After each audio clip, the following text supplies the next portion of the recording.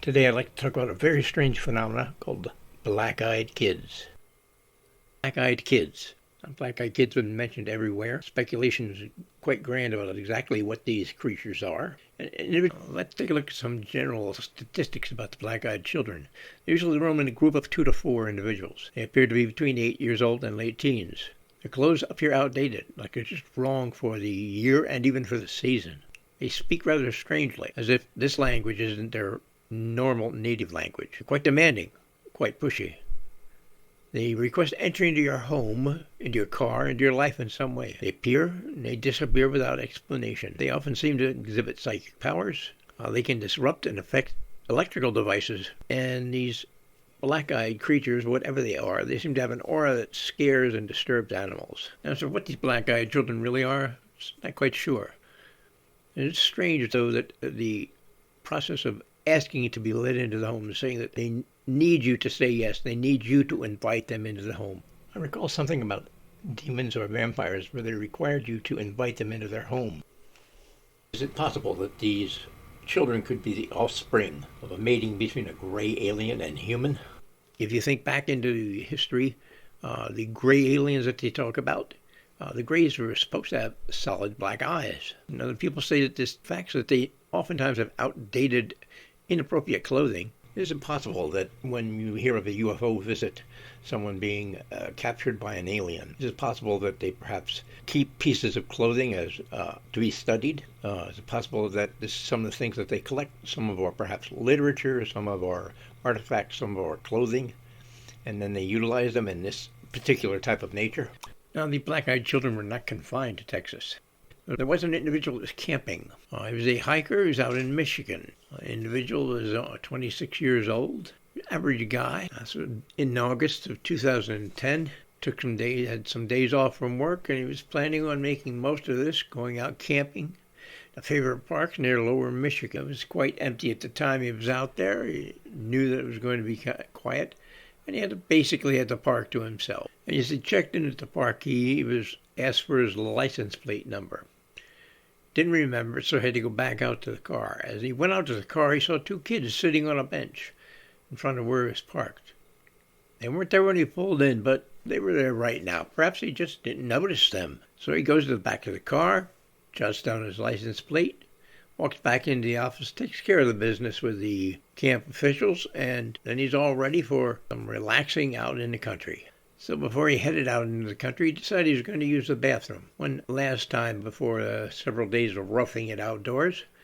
So he headed to the bathroom. As he was in there taking care of business, he heard the bathroom door open and some voices were whispering. You could hear the voices were young, like kids' voices. So he finished up, got outside the stall. There were 2 kids staring at him out there, just standing outside the stall. He told them, "It's all yours." He went to the sink. Going to wash up. As he's washing up, he happens to look in the mirror. Fear. I should say this is the first time, but it's not going to be the last time that he had tingles up and down his spine. The kids had completely black eyes. There was no white in their eyes at all. At this point, he felt like he couldn't move, like he was kind of frozen where he was at. The water was running over his hands, but he didn't feel it. Basically, he was kind of locked in what seemed like an endless staring situation at these kids in back of him. And he was totally petrified, couldn't quite move. And one of the kids started to make a move toward him. That was about all it took to snap him out of that. He turned off the water, and he moved back from the kids toward the door. It's like the black-eyed children had sensed his fear. The boy didn't take another step. Instead, he stopped in place. The boy said, "Can you help us?" Now, he managed to make it to his car, quickly lock himself in and get the car started. Sure enough, the little 2 children appeared. Black eyes staring intently, dangerously at him. When this individual thinks back, he'd spent a lot of time in the outdoors. He'd been out camping in big storms. He'd encountered bears. He encountered many, many strange things, many scary things. But he recounted that he was never as scared in his life as he was when he encountered these strange black-eyed creatures. Continued on to his campsite, set up a camp. He's miles and miles away from these children, so he's going to be okay. Most of the day went quite well. Set up a campfire, got some wood together, started a nice big fire. Temperature probably around 40 degrees now. Next day, things seemed fairly well. Managed to get up, get going, get himself going on a little bit of a hike around the area. As he was walking, though, he eventually started feeling something was wrong. Something he dreaded was going to happen. It's kind of a paranoia type affair. He began stopping about every 10 feet or so to take a look around. Kind of a stop, look, and listen. Then you walk another 10 feet and again, look around. He couldn't prove it, but he felt like someone was watching him. He didn't see anyone, but deep, deep inside, something told him he's not alone, and things could get worse. He continued to stop, look, and listen for about a half hour. Then he noticed that the weather was getting quite bad. The wind was picking up, a storm coming. And suddenly he noticed a boy. The boy who spoke to him earlier, and he couldn't have been more than 5 feet away. The other boy, the quiet boy, was standing slightly behind him. The boys were kind of motionless, yet ominous in their stare and glare.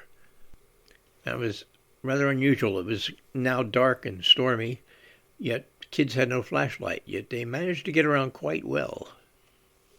Now the boys began to move towards him.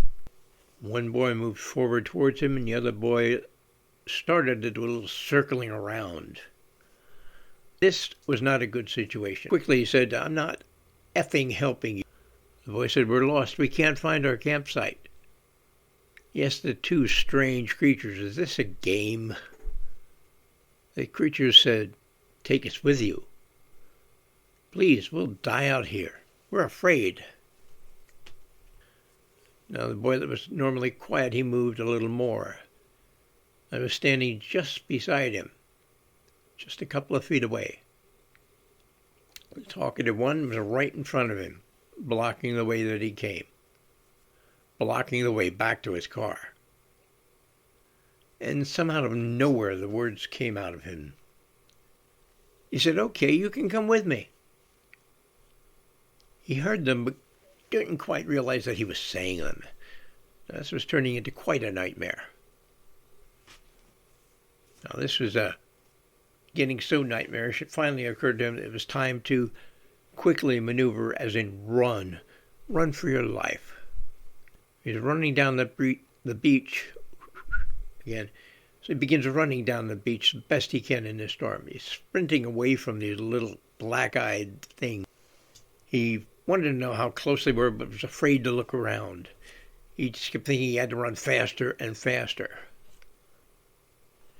After running for quite some time, he jumped off the trail, stopped, looked around, and decided he was going to lie down. Turned off his headlamp, lied down in a very tall grass. He was going to watch this trail, waiting to see if these strange black-eyed creatures were following him.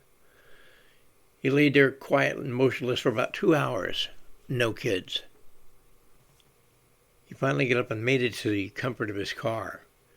Crawled into a sleeping bag, trying to get warm. He felt soggy, drained, quite cold, and quite miserable. So he crawled in his sleeping bag, trying to get warm. He'd been through a lot, and he was quite tired. He was kind of dozing in and out. But then, through his sleep, he could hear them. Besides the storm being there, he heard them say, "Help us."